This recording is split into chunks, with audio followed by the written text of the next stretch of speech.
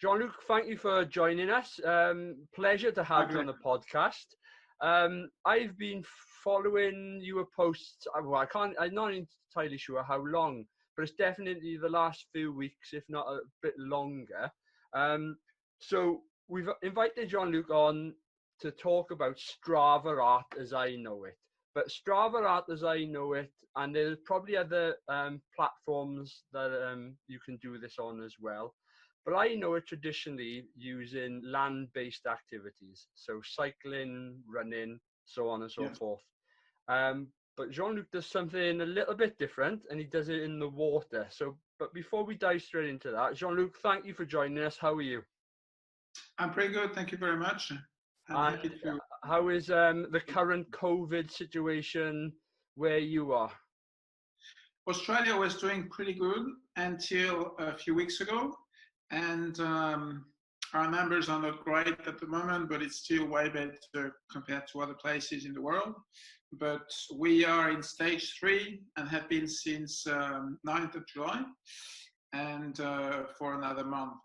So, but it's restricted, but I can still swim in the sea. All the pools are closed, and yeah.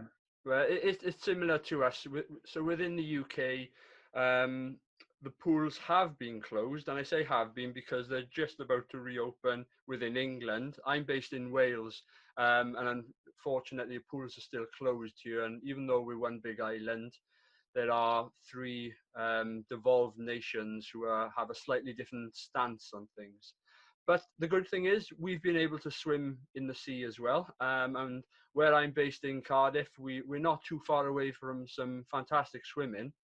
It's a little bit chilly, I will admit. Maybe not Australian weather, but it has been brilliant.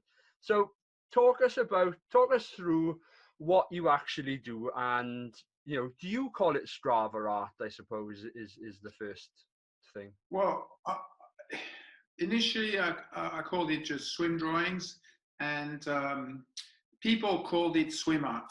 And it's not. I don't post on Strava.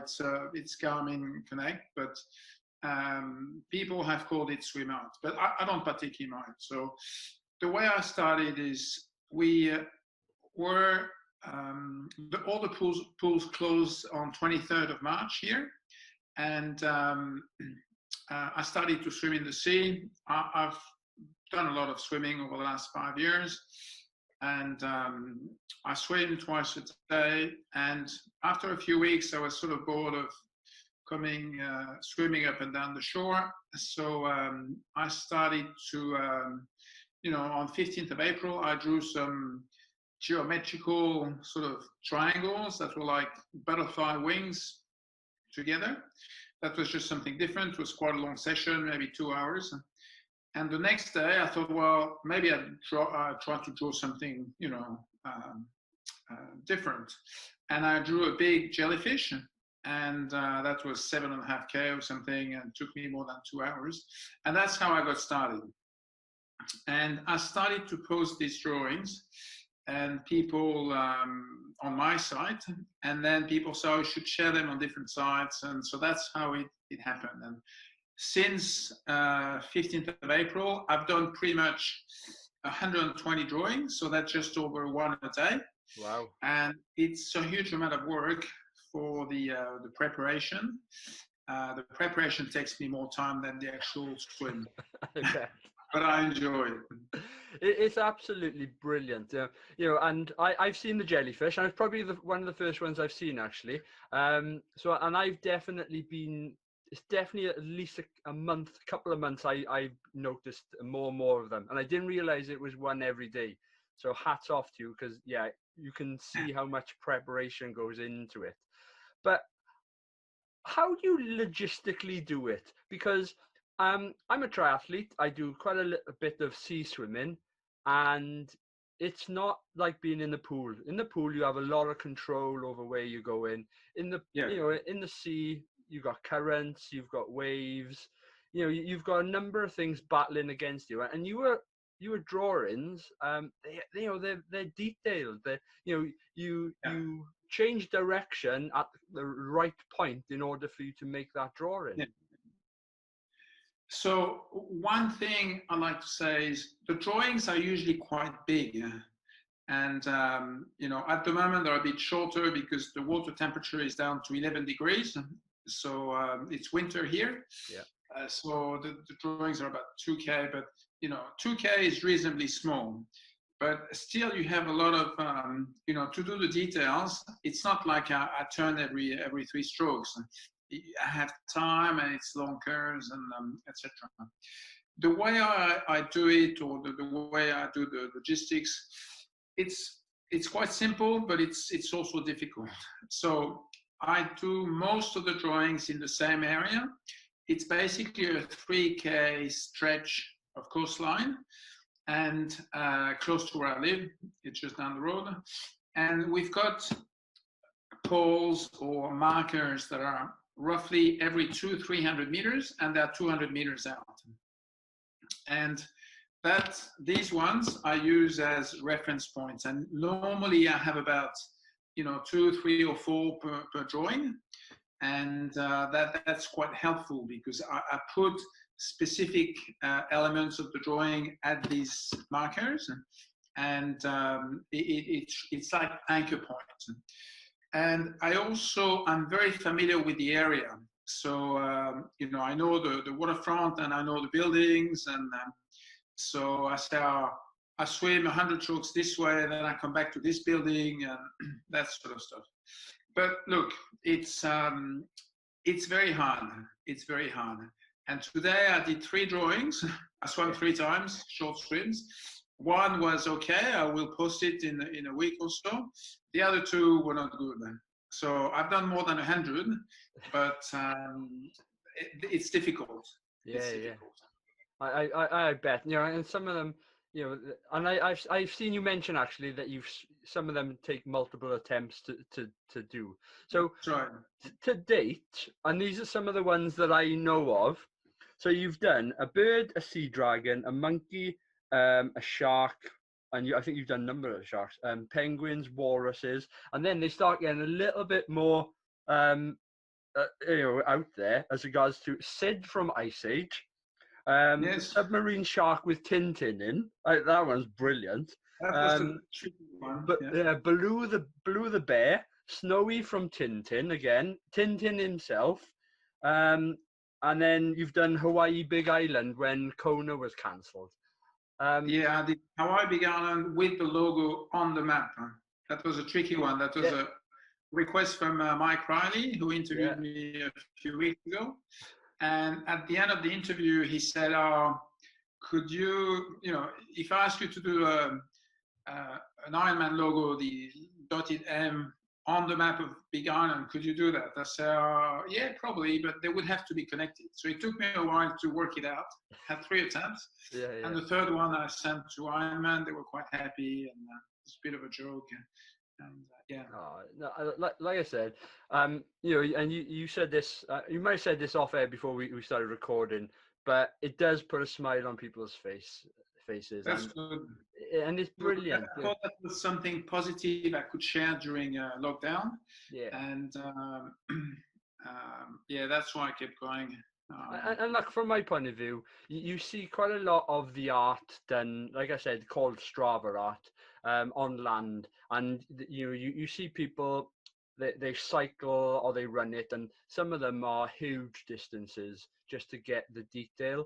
And by the sounds of it, you are having to do that big distance as well, but swimming just to do it. So to date, what do you think is your biggest drawing, distance-wise? The biggest one was actually the first one. The jellyfish was 7.5K.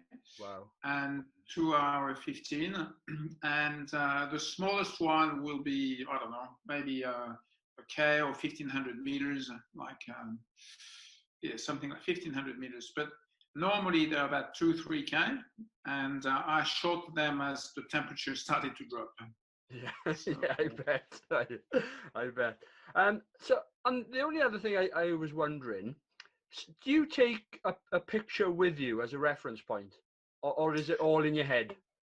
No, it's all in my head. So what I do is I choose a model, and I get either a picture or a photograph So let's say seeds. So I took an image from Ice Age, and then from that model I do a sketch. It's basically a drawing with a pencil with my 3 or 4 crosses, the markers that I know in the bay that I use for that drawing, and then I just memorize the sketch.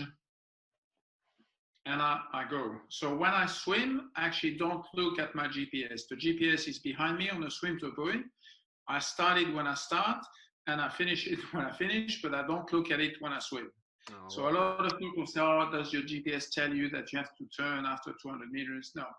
So sometimes, when the difficult parts are when you have to do out and back on the same line,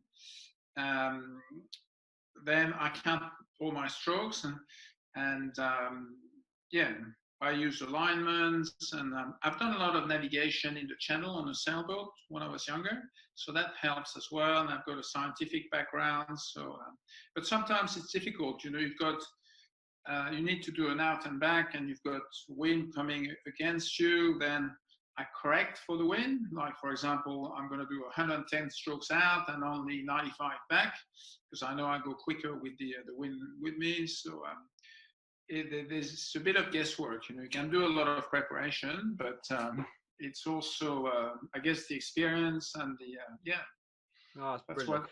And if you don't mind me asking, what's your background? Because obviously, to do what you're doing, I'm assuming you're an accomplished swimmer, and you have swum quite a bit previously. But yeah, what is your sporting background, if you don't mind me asking? So as an academic, I was a PhD in physics, and so that helps me understand the numbers and things. In sports, I did 20 years of Ironman, 30 plus Ironman, and 10 times Hawaii. And over the last 5 years, I focused more on swimming. I did a few long swims, 30K plus. I did the Capri to Naples. I finished it 3 times. I organized an event in France, 30K in the south of France, open water. So that's one of the longest open water swims you can do. And so I ran it and I swim it as well. So it's early June normally. This year we had to cancel it, but we did it last year. We'll do it again next year. So, and I swim a lot. Last year I did more than 40K per week average. I did 2,100 kilometers for the year. So wow, that's unbelievable. On average, it's, let's say, 6K a day. Or what is it? About 5-6K a day for the whole year. With regards to the 30K swim, it was 30K, I think you said. How Yes. long does that take someone generally to do? Well, it took me 8 hours 42 wow. last year. And that's sort of my pace. That's, I think, 142 per 100. So when I draw, I go a little bit slower. If you look at the pace in my drawing, especially now it's a bit colder, and if it's quite twisty, I do 18-minute Ks or something. It's not very quick, like 148 or 200. Yeah. Oh, cool. So I got to ask, what's next? Is there anything on the horizon? Any new drawings? Well, I'm assuming there are. Oh yeah, they're coming. I'm sort of a week behind in terms of posting. So I posted today a drawing I did last week, and I posted an eagle portrait, and I've got another 7 or 8 in the pipeline, but I work it out every day. Like I don't know what I'm going to draw tomorrow, so I get up and I try to find an idea and then draw something, and then I go out. And if it doesn't work, I do it again in the afternoon. And if it works, I try to do another one in the afternoon. Oh, that's brilliant. So I only one last thing for me. If you ever get an opportunity, do something related to whales. So if Mike send me some ideas, send me some photos or pictures. Or I was just thinking if Mike Riley can request something, maybe I can put a cheeky request in myself. But yeah. don't ask me to do the whole rugby team, because that's going to be difficult. I was gonna say the coast of Wales, only because we've got a friend of the channel who's running at the moment the coast of Wales, which is 870 miles, and he's trying to do it in 19 days, or just over 19 days, and that'll be a record. So yeah, we're following him at the moment, and giving him as much encouragement as possible. But Jean-Luc, thank you very much for coming on the podcast. It's been a pleasure to talk to you. If there's any opportunity you want to come on in the future again, or share anything with us, please let us know. Yeah, it's been a pleasure talking to you. Thank you. Thank you very much, Andrew. All the best. Worries.